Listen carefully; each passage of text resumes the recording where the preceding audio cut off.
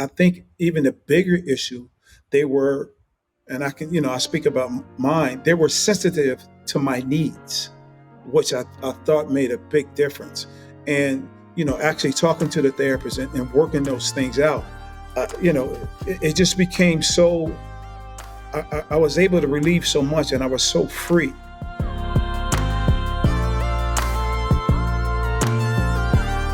Hi, everyone. It's such an honor to be here with these two amazing brothers who have agreed to join me on the Couched in Color podcast. I am elated to have my brothers. We met through all of our mutual friend, Charlemagne God, Leonard McKelvey. So shouts out to Char and the Mental Wealth Alliance. And here on Couched in Color, y'all know the drill. It's all about talking about the mental health needs, the mental health passions, and everything related to mental health for those of us who identify as people of color. And today we've been talking about Black folk. Black folk got mental health needs, right? And I just like to be clear, when I talk about Black folk, we are a diverse group of people, right? So we can be what I traditionally call African American, which is those of us who are descended from the people who were brought here enslaved. There are also our Black Caribbean brothers and sisters who may have immigrated or born here in the States. There are also our African immigrant brothers and sisters who may have immigrated or born here in the States. So when we talk about Black, we talk about the beautiful diversity of Blackness. And because I'm a Howard woman, and I know there are quite a few Black Latino, Latinx people, right? Like Laz Alonso, Lala, all our, our Black folks who identify as both Black and Latinx. We include those Black folks in the mix too. And so today what's super important for me is we're going to talk about a population. We're recording this in June. And in addition to June being Pride Month, June is Men's Mental Health Month, which I did not know, but I learned from my fabulous guests. So let me stop talking. Let me introduce my guests. So my guests are Reginald Howard and Doug Reed from this most amazing organization. The title says it all, Black Men Heal. And so I want Reginald, you first, and then Doug, could you all please introduce yourselves? And then as you're introducing yourself, tell us your role at the organization, and then tell us a little bit about how and why you got involved. Why is Black Men Heal important to you? So we'll start with you, Reginald. For me, well, thank you for having us and hosting this space. It's an honor to have these conversations in any way that we can. So thank you for having us. Again, my name is Reginald Howard. I am the senior program coordinator at Black Men Hill, and I got involved very early as a participant. I was in the initial cohort when they put the call out for free therapy for Black men in 2018, and so I was a part of it from the start, and in receiving the therapy and learning, just having multiple suicide attempts. And I know we probably get into the story, but having that and not realize that I had multiple suicide attempts.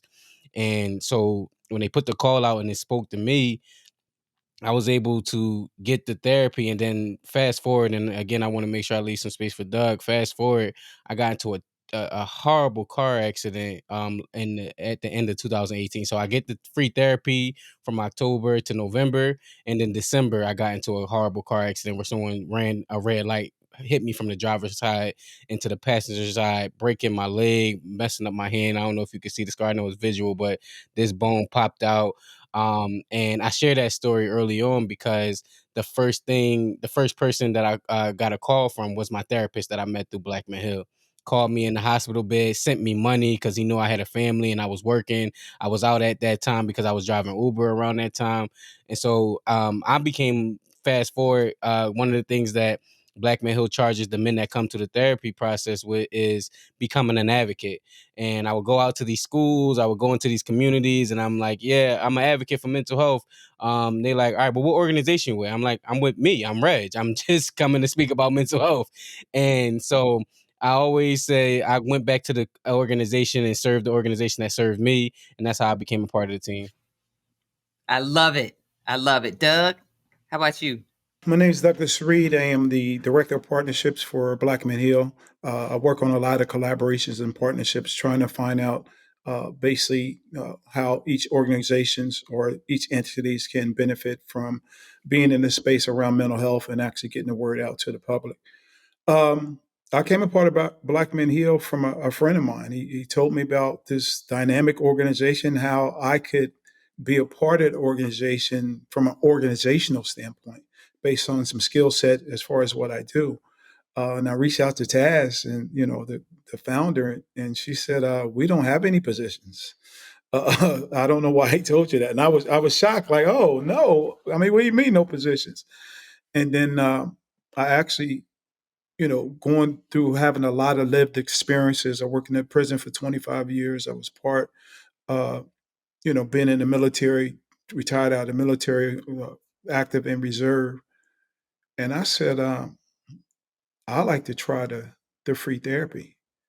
And she said, hey, that's what we do. So as I got into the therapy and able to unpack a lot of baggage that I was carrying, I was just so blessed by it. But so when Reg talked about being an advocate, that was me. I was like, so what can I do to help, the organization? What can I do to help men?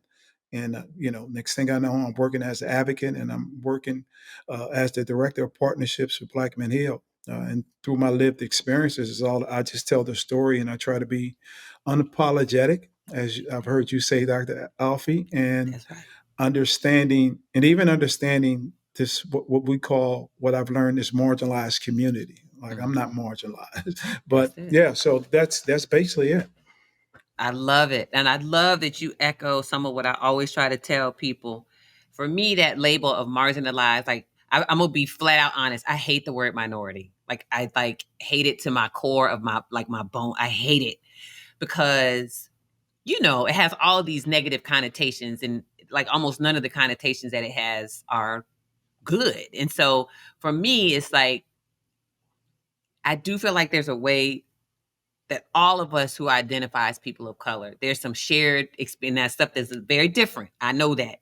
But I feel like in the society that we live in, this is just my personal opinion. I always want us to have a way to identify us as a collective, because I feel like we're stronger when all of us who have that label of being people of color, when we rise together, right? But I do want you to see that I'm a Black woman. I want to always honor that y'all are Black men.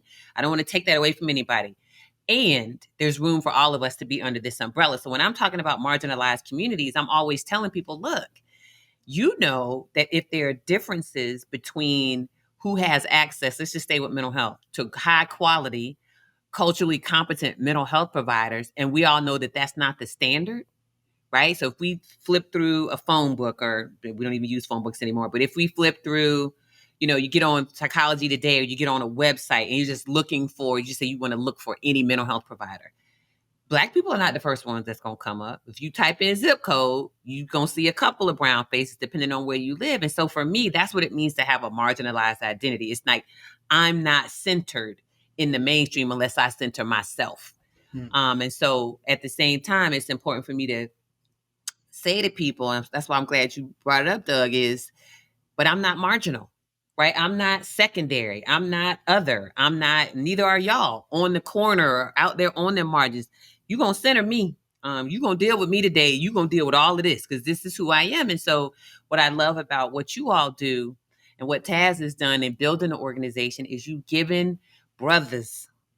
given these brothers space to know that it's okay to ask for help, and not only is it okay to ask for help, but that there's somebody out there who's willing to give them help that reflects them. So, can you all talk a little bit about the mission and vision of Black Men Heal? And I've heard you say how it helped you, but what is it about this mission and vision that Taz built and created that you think speaks to Black men? Why don't we start with you, Doug? What do you think that is? I mean, a lot of that, one of the things that I learned about this cultural competency, with having the ability to pair therapists and clients together, but a very exclusive proprietary system where we actually, in that process, depending on the needs of the therapist, the likes, the dislikes, to really get into it. But even with saying something in reference to cultural competency, I think even the bigger issue, they were, and I can, I speak about mine, they were sensitive to my needs, which I thought made a big difference. And, actually talking to the therapist and working those things out, it just became so, I was able to relieve so much, and I was so free. And then just being free, and then understanding the vulnerability. I mean, Red to tell you, it's not nothing for me to shed a tear about anything, a tear about anything, but that's just because I just want to be open. I'm not holding anything. There's no restrictions on what I do. So after just experiencing that, I just became so passionate about just being in this space. So she created a space to understand the needs of a Black man, being a woman herself, and actually, uh, I don't want to say victimized, but being a Right. part of, Yes. situations with her father or her Yes. brothers, and just understanding the space that was needed for us to come in and feel comfortable about sharing our thoughts, our views, just being vulnerable. So uh, I that's love what it it. was for me. I love it. How about you, Reginald? What was the question again? I want to make sure I don't overlap what Doug Oh, just said. sure. No, you're fine. Like the mission and vision of Black Men Heal and what it is you think about the organization that's able to, that makes them effective, makes you all effective in connecting with and reaching Black men. Because a lot of people who say they want to reach men, and I'm always cautious when I hear them say they want to reach men, like, which men you talking about? Because the stuff y'all doing, y'all ain't touching no brothers with none of that. And So for you, what is it that makes it, there's something special about Black Men Heal? What is that?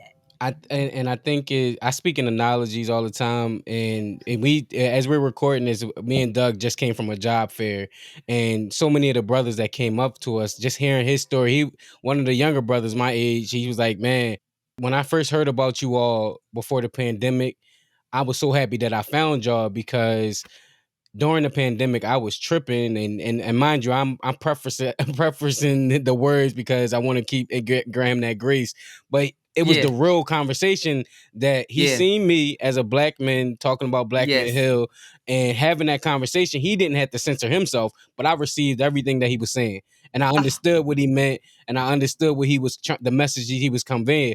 A lot of times with yeah. these different organizations, they want to reach. It's like you're not talking to him; he's not going to talk to you, and you're not going to That's talk to him, right. and you're not, That's and there's going to be right. this barrier. And I'll ask you, Dr. Alf, because you were in those spaces where they already quantify men, not men, as clinicians, the rate of people not showing up. So they already That's right. say we expect this amount of people showing not to show up, but this is supposed to be for this person. And so with Black Men Hill, we got the results of, all right, they still connect. Why are they connecting? Because it feels like it's for them. This feels like it's Mm, for us. Me and Doug host King's Corner every Sunday night. And these men come into the space and they like, yo, I'm so happy to see you when I come in. And we don't beg, they not required to stay. They may come 2 Sundays and then we may not see them for 2 months. But the fact that they come back and they see us, it brings this, oh, this is for me. This is home. And I got a space to come to and get support when I'm needed. oh my God, I love it. So let's talk about King's Corner. Tell us a little bit. Anybody who wants to, just jump right in. And look, you don't have to censor yourself on here. You keep it real. If you need to say, you need to say something. Now, people don't know this about me, but I cuss like a sailor. I ain't even gonna lie.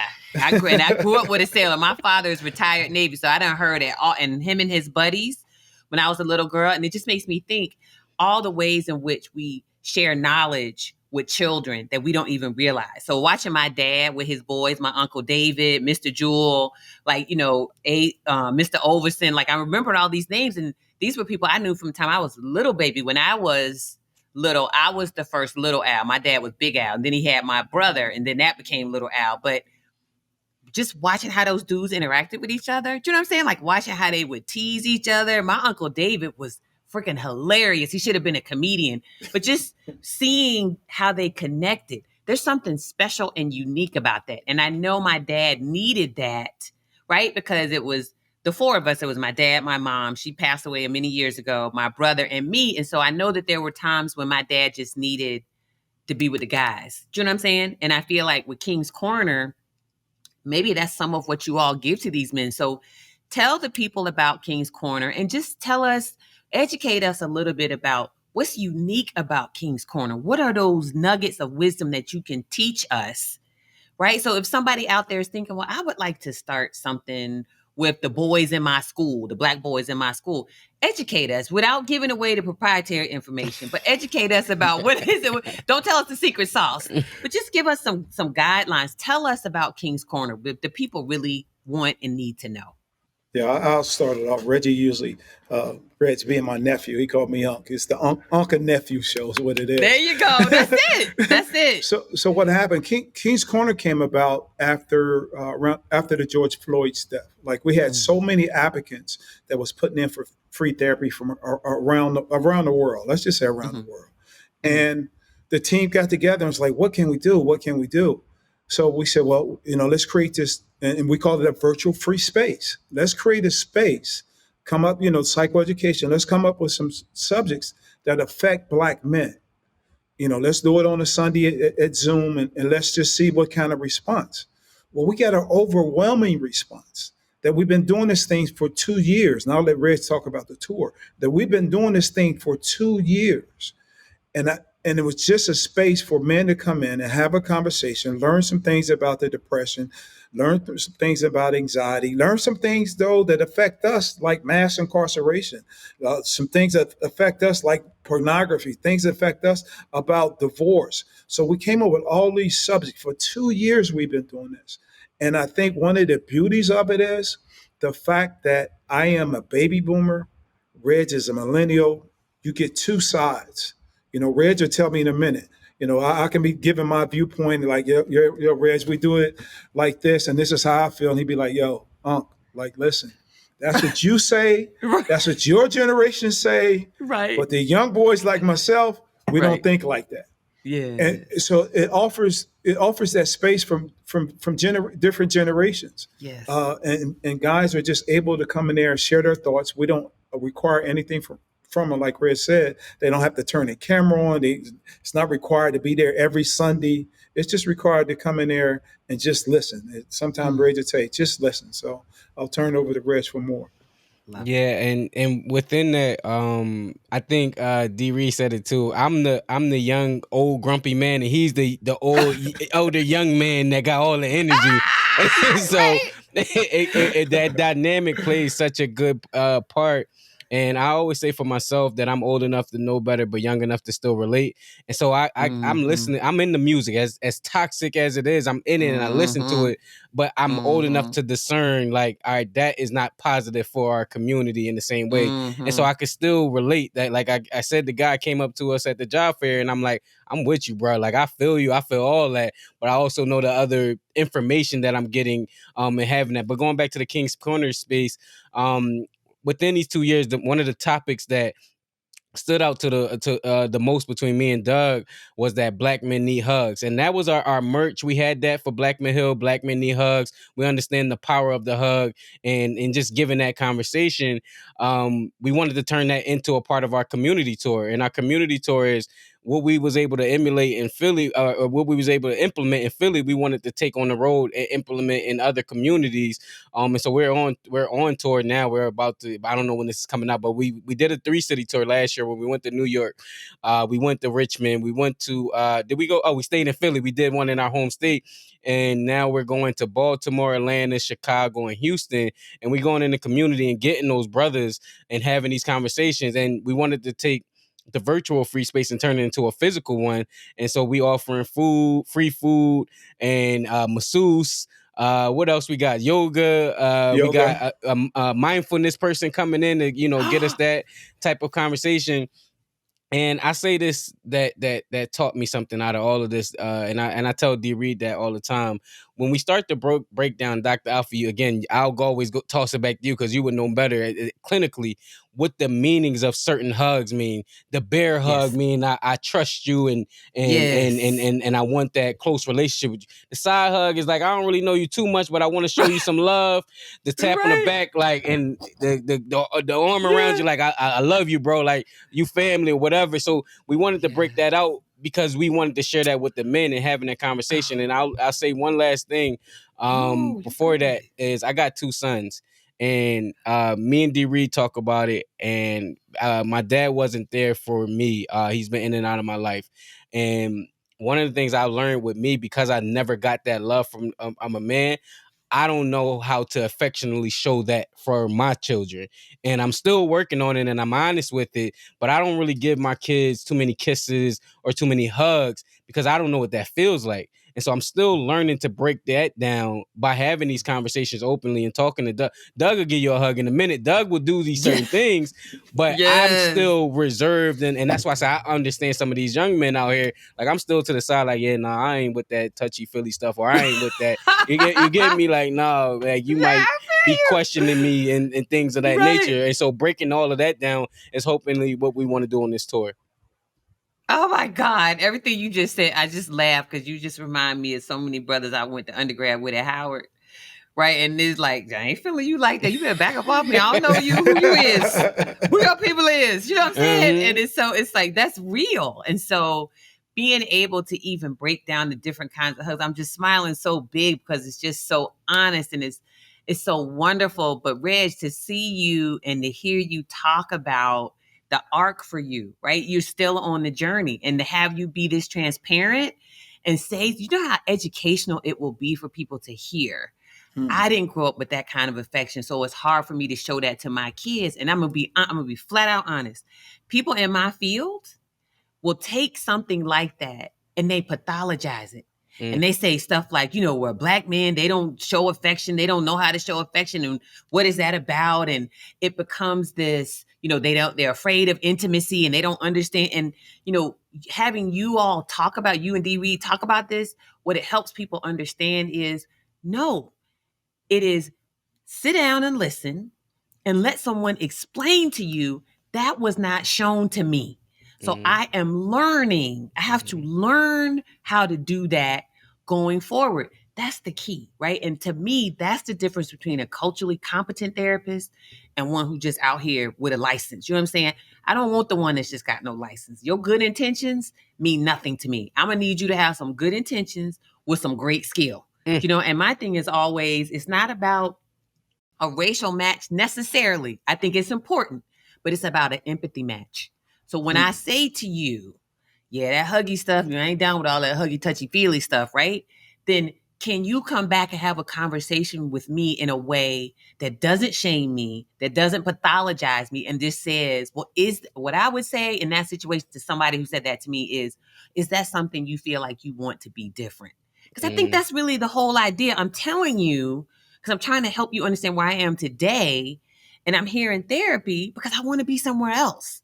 So my job as the provider is, well, let's figure out where you want to be. And I want to be like your GPS, but you still drive. I just want to say, well, turn here and go straight and slow down. Like, that's all I want to do. And you can listen to me or not. But I really have to understand where you are today and where you want to be to help you be on that path. So hearing y'all talk about baby boomer and a millennial, I'm a Gen Xer, so I'm like right in between y'all, right? And listen, I got to do my confession. Gen Xers are like the completely forgotten generation. Like nobody talks about Gen Xers. It's all boomers and millennials. And I ain't hating, even though I kind of am. But it's just it's the idea. People forget about us. But so the other thing that I love about what you're describing is you all are able to wrap these young men, brothers, young at heart, in like what you said, like a bear hug, through just your presence and your words. So I would love to hear, we're going to get to partnerships in a minute. I would love to hear anything you're comfortable sharing with us about experiences you've had. Like, Reg, you already said one. You talked to his brother at the job fair and he was like being very candid and real with you and y'all could connect. Are there other experiences? You can make them real general, but what you've seen happen in some of these King's Corners. I mean, I'm sure men come in and sometimes they probably cry. There are men who come in and tell y'all all kinds of deep-seated things they've never told anybody else. But what is it that we in the general public could learn from what you all do with these men in King's Corner? Anything y'all want to share with us? I'll start it off because one of the things that was very important to me, I've been married a couple of times. So when we talk about relationships or failed marriages, and I was able to, I hosted the King's Corner talking about infidelity. We didn't realize how much of an impact that had on the black men. Like they had some had either committed the infidelity, thought about it, or just wanted to learn ways not to find themselves in that space. Um, and just to being vulnerable to express it. And we talk about it. Reg already know one of the things that was very instrumental to me in learning about therapy and learning about coping mechanisms is the 8 dimensions of wellness. So when I talk about the 8 dimensions of wellness, spirituality being one of those things. And I think when a man, when he starts to heal himself, he really has to have a spiritual foundation, not an emotional foundation, because I think from a spiritual standpoint, I think that's where we get it kind of confused, because a lot that we pour into the church and in reference to it, because the church can leave you in a very emotional state that you may not, if you don't understand it, you'll be stuck. So I think by me sharing that and being vulnerable and open about that, opening the door for men to say it, and it's like, look, this is the process we need to start to get a part of my healing. And I remember having a conversation with you even before the Charlemagne event, like, yo, Dr. Alfiee, you sure you got the right guy? You were like, brother, why not you? That's it. Because and what happened was I started to reflect back on those lived experiences. I had a young brother that, in his social media went to another level. Me and Reg talk about it. Like, I'd never thought that I would have any kind of relationship with somebody on social media, a friendship type thing. I Yeah. got I got it, and I got to shout him out. I got a DJ up in Boston, DJ E Double, and he said, "OG, you know what you need to do that I respect about you?" He said, "Account for the details." Oof. I know we can account for the details for the things that we did, the bad things Mm, we did, mm. but let's start making more accountability for the good things that we did. Amen. And a lot of times people recognize and they remember that, remember you for that. So my thing is, and my failing or things that the process that I did when I fell on that road, I was able to pick myself up, me accounting for the details of the things that I did, even with my children, rebuilding that relationship. Hey, I'm still the same dad. I made some mistakes. I still love the same things that I love. I still enjoy the same thing. I'm still wild. I'm still goofy. I'm still hyper. All those things take place. So I think it's just accounting for the details, but staying positive and understanding I lived experiences. Well, so Reg, before you jump in, I gotta put a pin, an underline, a highlight, accounting for the details. Not just the bad stuff, but the good stuff too. That is so. I was sitting here getting like misty. I'm like, wait a minute, I don't want this makeup to come off. So let me like fix my face. But it's so healing to hear a black man say, yes, I made some mistakes. And yes, I've done some good stuff too. And I'm a work in progress. And so it's so powerful. I think about so many of the women I know. Let me say it very generally because I ain't trying to put nobody on blast. But I think about so many of the women that I know or that I talk to who will heal just from hearing a black man say, I know I did some stuff wrong before, but I am a work in progress and I'm working on doing stuff right better. And then to articulate what it means to have those 8 dimensions of healing and to say one of them is spiritual. You didn't say religious, you said spiritual, right? And so like that's concrete. That's something you could I feel like that's something you could share with a brother and he could grasp it. Now maybe the young buck gonna say, well, I don't know about all that, Dr. A and D Reed. But I feel like for me, it's certainly something as a Gen Xer that I can hold on to and quantify and wrap my brain around and say, yeah, so if you can work on these 8 dimensions of healing, that's healing. Like you're moving forward. It's not this abstract weird thing. It's concrete. So I'm gonna turn it over to you, Reg. And look, if I'm completely off base, educate me because I need to know better from the millennial and the Gen Z perspective. But go ahead. What would you add to this? I think the question, you said something that's in the space, right? That we Yeah. notice between brothers. I Yeah. immediately thought about the award we give out every year, or I protested for our gala, called the MVB, and that's the most vulnerable brother. And so we give that out to the person that shows up, or the brother that shows up, and they wear their heart on their sleeve, and they share, and they vulnerable with their story. And I think without sharing his information, because I don't know if he wanted brought out, but just sharing his Of course. story, he was talking about like just being addicted to drugs and perks, and even Yes. showing up to our meetings high, and we wouldn't Mm. even know it. but the fact that he could do that and no one treated him any different, I think that Mm. speaks to the volume of the space, because we just want to help you and support you in any way that you need, as opposed to how you're showing up when you need it.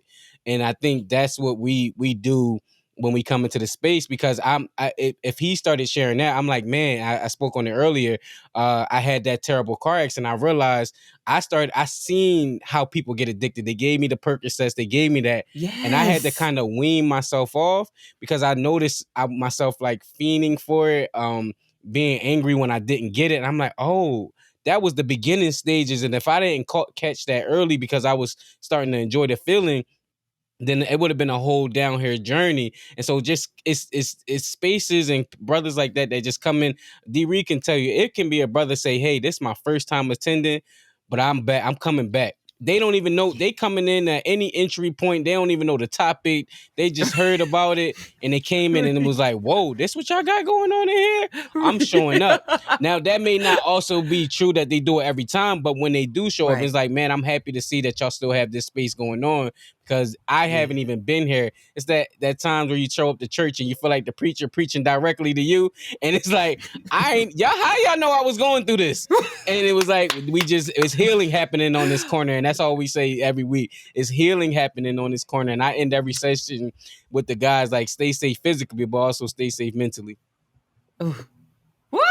That's a word. I'm like, I'm sitting up here in church. Good night. That's nephew. This is, oh my gosh. That's like, Black people, we good for saying that's like prophetic. What y'all are doing, that's ministry, right? Even if it's not technically, it is though, because ministry to me is like just helping other people on their journey, right? That's like you're giving them something they can carry with on their journey. And like Ray, you say, like you like to speak in metaphors. I think about like the analogy of somebody on a marathon, and y'all are like them people every mile with the water cups. Like, here, take this water. Here, right? You're giving them, like they say, the living water. Folks say in the church, to for wherever they are in the moment. This is the water that you need, right? And I'm not going to force nothing on you. I'm not going to require anything of you. I'm just here to give it to you. So bless both of y'all for this. Like, and just even the title, King's Corner, what that conjures up for these men. How many of these men in their daily lives don't feel like a king, right? Or don't feel like there's a corner of the world that's just for them? I laugh because I'm thinking about my spouse, whom DB knows, and I have to be honest and say my husband don't make no friends easy. But him and D Reed like this. So every time D Reed texts me, like, yeah, I talked to Doug. They were like, oh, for real? Anybody tell me? Why y'all leave me out? But I'm telling you, he does not do that with everybody. He really don't do that with nobody. And so the fact that that's the impact that y'all have on people. That's what I'm trying to say. That you are honest, that you are real, that you're open, that you're inviting. Like, none of this is rocket science, but so few people know how to do it. So I just want to just appreciate y'all so much. Everything you just said was like ministering to my spirit. And it was, even though I'm not a man, and it was ministering to, I felt like I was healing for the people around me who have men in their lives where the men themselves are struggling, or they're struggling in their relationship to Black men specifically. And what you're saying is you all are helping to create a whole generation, right? Across generations of men, where you're planting a seed and some of that healing gets to happen. So I just, child, I have to put up like a pin on that and just appreciate you. And I just appreciate y'all. That's all I'm gonna say. I appreciate you. We're not done, but I just want you to know I appreciate you and everything that you're doing. So I do feel like it's really important for me to ask, because I don't want to forget it. I saw something on social media in the last couple of days, maybe it was on LinkedIn, about a partnership that y'all have with the city. Is it the city of Philadelphia? Did I see that? Are you okay talking about that a little bit to the people? What are y'all doing with the city of Philly? I definitely let Reg handle that. That's his baby. Yes, so we are a part of an initiative from the Stature Institute down in Morehouse. Yay! And they were looking for community-based organizations who are doing things in the community to help, heal and identifying the political determinants that affect why change doesn't happen. And so they were able to fund this project in hopes of us continuing, of course.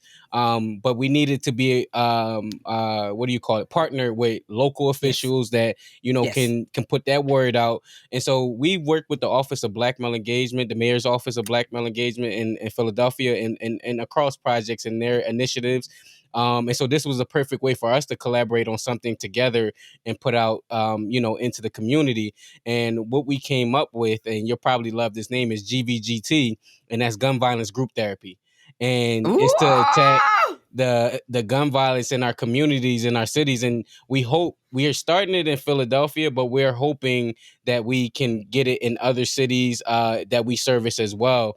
And so it's not just for the men that's affected by gun violence, but we're reaching the youth, and we're looking for youth 12 to 17, and that's the first group. And then the other group, so we might have some synergy there, Dr. Alfiee. And Yeah. then the other Yeah. group is 18 to 35, I think, in that range. And then the last group is families and friends that have been affected by gun violence. So we're trying to impact all areas of the community. It's a collaborative effort. Doug's, I was there since the beginning, like as seeing it from a seed to a tree. But Doug, we are now in that position to find these partnerships with other organizations within the community that are doing this work as well. Because we all kind of operate in silos sometimes, and I think that's probably Yes. like our downfall. But coming together as a Yes. collective to say, all right, who are the referrals we need? Who are the people we need to be in touch with?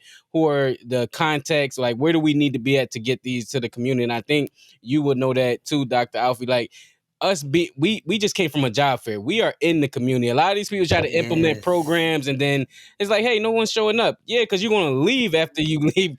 We got to see these people in the community.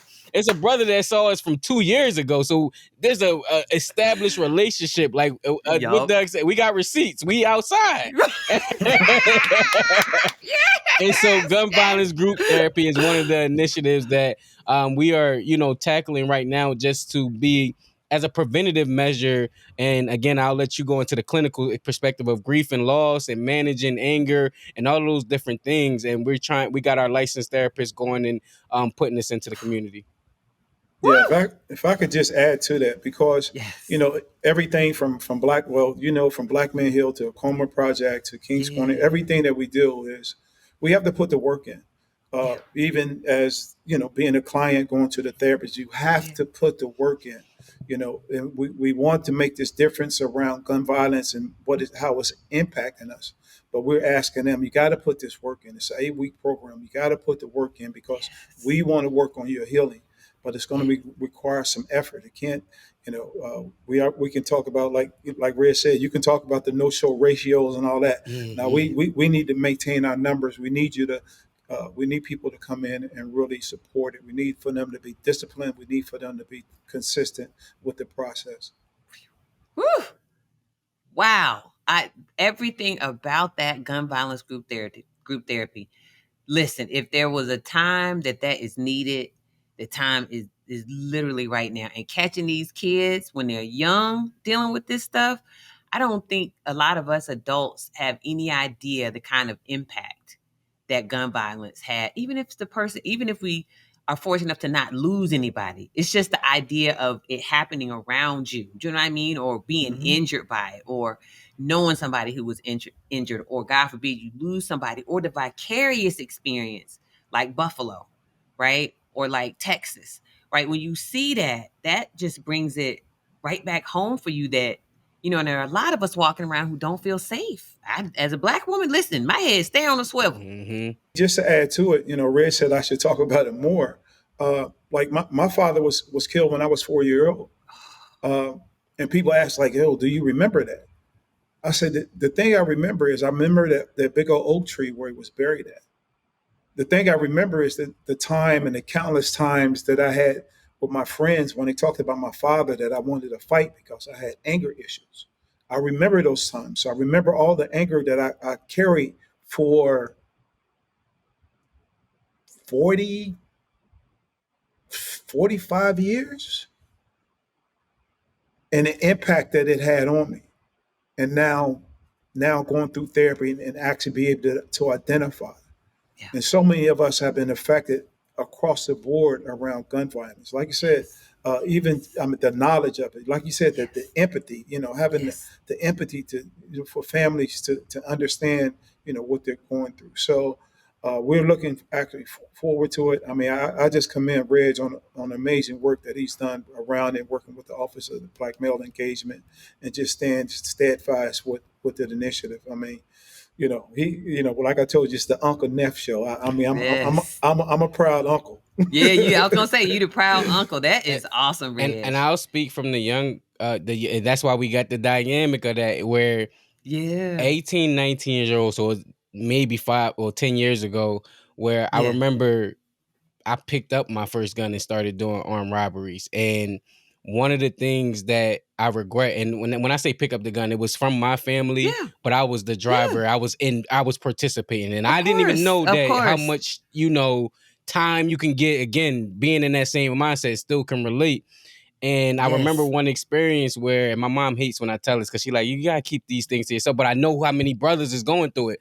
And I remember one experience just going on one night, and the guy that was with me, he went out, and all I heard was pop, pop, pop. And I didn't know what happened because I was still sitting in the car, and he came running back. Yeah. He was like, "Man, I was trying to get this purse from this old lady, and she wouldn't give it up." Till this day, and God, it still sit on my soul because I don't know. I don't know if he Yeah. killed that woman or not.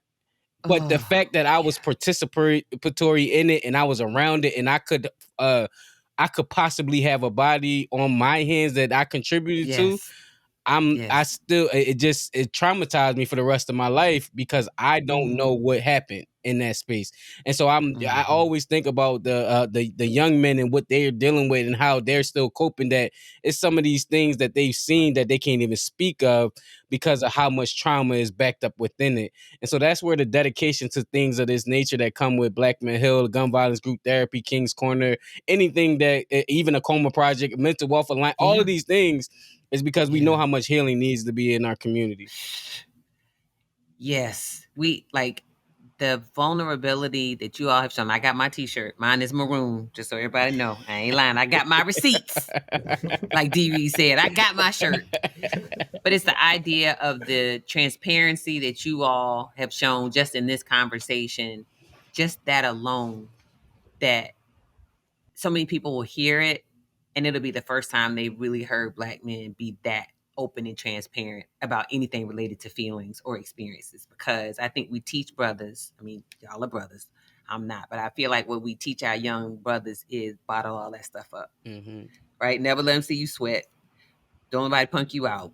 Don't let anybody see you be weak. Do you know what I'm saying? Like, you gotta like hold it together at all times. And Red's like you, I'm a hip hop head. I'm old school.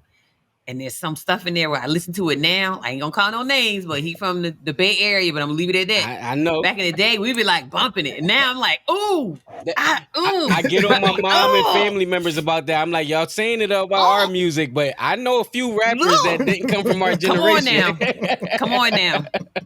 Listen, listen, listen. These young cats right now are the progeny of them dudes back in the day, and they Yes. was like, ooh, nobody will ever, ever, ever be able to touch Uncle Luke. So, you know what I'm saying? So, like, everything that come downstream, there was nothing we could say. So, it's just like over time, you sort of live and you grow and you learn. Do you know what I mean? And so, we can't put it all on the young people. We can't say all of this stuff that they're dealing with and the ways in which they deal with it are unhealthy and they're not trying to fix it. A lot of our young people learn from watching us. Mm-hmm. Dare I say it? Do you know what I'm saying? And so all I'm Mm-hmm. saying is what you all are doing today is giving us the flip side of that, which is there will be some young people, because we want our show, young people to hear our show too and watch our show. Young people will hear you two, right? They'll see their uncle, right? Their seasoned uncle, and then Mm-hmm. they'll see their younger uncle, Mm-hmm. right? And when they hear you, and they'll say, "Oh, okay." Right. And it'll give them an opportunity to see that there's another way. And that part of that other way is being transparent, is being vulnerable to a point, is being able to articulate and understand that you have a range of emotions. I'm always wanting my young people to hear you have a range of emotions because you're supposed to experience a range of emotions. You can't be in one place all the time. So like Doug D. Reed was saying about carrying that anger, right? Anger, it serves a purpose for us, but we don't want to stay stuck there, right? Or Reg, you talking about having traumatic experiences and knowing that they've had an impact on you. And at the same time, both of you have been working to walk that path. So you're like walking through that valley. You want to walk through. You don't want to get in the middle and be looking around and you down at the bottom of it and you just stuck. That's not the goal. The goal is to walk through that stuff so you can come out on the other side. So I just want to appreciate you both so much. This has been so good for my soul. I'm an anxious person by nature, and this is just, for whatever reason, it's just really kind of settled me. I think in part because I feel like what you all are doing is showing that everybody's got stuff that they're trying to work on. Everybody, nobody is immune. Nobody's perfect. Everybody's working through something. And the other thing that you've given me is a lot of hope that there are good people out there like you two in particular, and like Taz and like Black Men Heal, who want to do things like provide King's Corner or gun violence group therapy, and those kinds of things to allow the rest of us to heal. So I'm going to shout y'all out for being part of the Mental Wealth Alliance, our coalition, because it's the Coalition for Black Mental Wealth. It's so wonderful to have you all as a part of that. It is deeply important to me that you all are our partner at the Acoma Project. And before we sign off, what I want to ask is, can you all tell the people about, well, first of all, remind us about the tour. And if you have a sense of dates, because I'm not sure when we're going to air, but maybe we'll air around the time where some of your dates are happening with King's Corner, with the tour that you're doing. And then remind the people about any other upcoming events that you have that you want the people to know about. So the tour, upcoming events, and then where can people follow y'all individually and for Black Men Heal on socials and these other places? So whoever wants to start. I'll go ahead and start because I think Reg has those dates for us. Just a reminder for the King's Corner tour, our virtual free space going into a physical space. Our first date, I do have the first date, which is Saturday, June 25th. That's the one in Baltimore. From Baltimore, we go to Atlanta sometime in July. Then from Atlanta to Houston, and then from Houston to Chicago. We do have those dates coming up. Um, and then, you already talked about the gun violence group therapy that's actually originating here in the city of Philadelphia. We would love to actually take that as a model and spread that, or whatever we can do using that model to spread across the country. Even with Black Men Heal, we consistently looking for therapists and other. You know that we're in 8 different states: Pennsylvania, New Jersey, Delaware, New York, Maryland, D.C., Virginia, and North Carolina. Uh, Looking to expand air. It's free therapy, King's Corner. We also have our new space for our queens, which is called Heal with Him. We actually, the queens are talking. They talked about us bad enough. Like you brothers, you kings, y'all got this space, but we actually have Healed with Him. So those are the things that we have, those initiatives. And then I'll just turn to Rich for more dates and to clarify anything that I missed. So of course that's the Uncle Neff vibe. So he knew I was going to do the research and get it up real quick. So he was giving me enough time to find everything and located everything. And so for the tour dates, like he said, Baltimore is June 25th. Atlanta is July 23rd.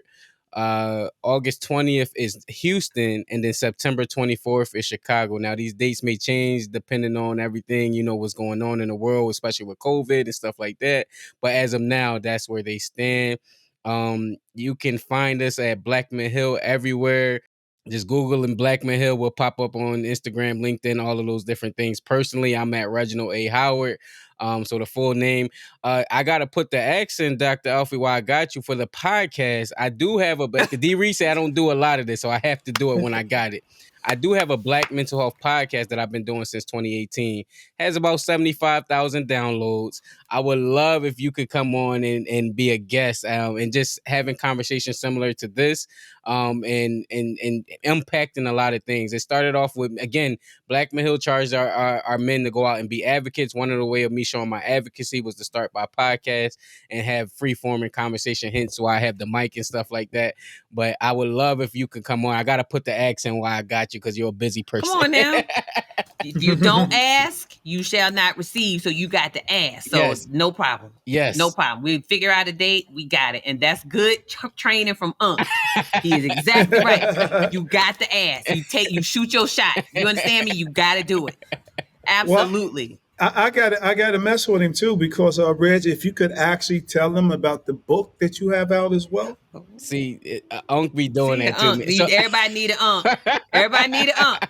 Let's go, sir. Don't be holding back. Come on now. I'll tell a quick story, and it'll take 30 seconds because Unc has been an amazing person, D. Reed, in my life, because this whole time we were, been in collaboration with each other. He's like, Reg, I didn't know you had a book. And so he was begging me to like buy the books or whatever the case may be. I'm like, yeah, I'm gonna get it over to you, blah, blah, blah. He cashed at me money and was like, all right, buy my books now. And I don't even want one. I buy my book so that way you can get it out there. And so I put that out there as like you said, you need an OG, you need a mentor, because they push you past your for your purpose and push you past your reservedness. So quickly, the book is called Suffering into Success, a paradigm shift of struggle so you can achieve happiness. And I wanted to grab the concept of every time we want to get to somewhere great, there's going to be some turbulence. I won't speak for women, but women know that with pregnancy, they're willing to put their body through all of that different, struggles, because that baby at the end of it is worth it, hopefully. You think about, and the concept that got me was how a diamond is formed, and people die in them diamond mines to get those diamonds. And they start off as coal and rock. They die to get them. And on the other side of that, the diamond has to go through so much heat and pressure to become that gem that everybody search for. And so I wanted to grab that concept and put it out into a book so that way people can understand that what you're going through is for a greater purpose. And if you can just embrace that, think about your muscles and getting torn down. If you can embrace that, the outcome should be worth it. Woo! Oh, my Lord. So where can people find this book? Man, where can people find this book? It's on Amazon. It's on the website. Like, you just Suffering into Success. Good night. I'm so glad you told him to do that, D. Reed, because, man, that need to be, when you go on anybody's show, that need to be the first thing you say. My name is Reginald Howard. I got a book called da-da-da-da-da-da-da. The first thing you need to, because people need to know, I'm finna go get this book. Mm-hmm. This is awesome. And Reg, to remind you that we got to have them in Baltimore, just as a reminder. Yes. So, okay, so this all should come out probably not before the first one, but it will definitely be out before the last three. Okay. So we want people to know what you all are doing. I just have visions of like just thousands of men showing up for this stuff because it's so needed and they're so hungry for it and they just need you. And so the other thing we're going to put in the universe is, Charlemagne is planning the Mental Wealth Expo for October. I think it's going to be the 9th or the 10th. I can't remember. The World Mental Health Day is the 10th, which is a Monday. So this year's expo should be on the 9th, which is a Sunday. But I know y'all going to be in the building. Of course. Once again, y'all going to be in the building. Yes. And my hope is that we can even have part of your tour be at the expo. Ooh, that would be a blessing. Now I'm going to give D. Reed credit. That's D. Reed. I'm giving him credit where that's not my idea. And so we would love it to be able to do something like that. I know I'm just going to take this liberty and speak for Shar. I know Shar would love it because it's right up his alley and it's exactly squarely where, we want to help brothers get to, is that kind of healing, that level of healing. So we're going to put it in, that's it. We're going to put it in the universe. Y'all going to be in the building. We're going to make it happen. And I just want to say in closing, thank you so much, Douglas Reed and Reginald A. Howard, for being here with us and for, I want to thank Taz for founding and putting Black Men Heal together and helping all these brothers. Just is so desperately needed. You are so important. You are so valuable. I hope that you will carry that with you. I'm looking forward to all the wonderful things you all are going to continue to do. We're going to put a pin on that. Reginald has a book. You're going to go get this book. The King's Corner is available for the brothers who want to, avail themselves of it, both virtually and going on the road coming up. And then we have gun violence group therapy. I'm going to encourage y'all to find a culturally competent researcher. I'm going to try to help you find somebody so we can put some of that science, right? They all they need to do is come observe, take notes, sit with y'all and talk through it and write it up. Because we need people to know this is your idea, this is your work. You understand me? I'm telling y'all what you need to do. If it's not trademarked, you go get that joint trademark, pay the money, like whatever little bit of money for that group, gun violence group therapy, because that's yours and you should own it and you should grow it, because that is groundbreaking, and it needs to have a little bit of that science behind it, because there are other people out there in the world who that's the way they're going to be convinced. And that's how we change policy. So when you're collecting your data on how many people are showing up, where are people coming into the conversation versus where are they on the other end? If you can do that, and I really want to help you find somebody you can trust to help you with that, I would love to do that, because Yes, it please. truly is it's groundbreaking, it's Yeah. earth shattering, and it's going to change so many lives. So thank y'all so much. I am so grateful to know both of you. I'm so grateful that you exist in this world, and I'm so grateful for Taz and Black Men Heal. Thank you Thank for you. having us.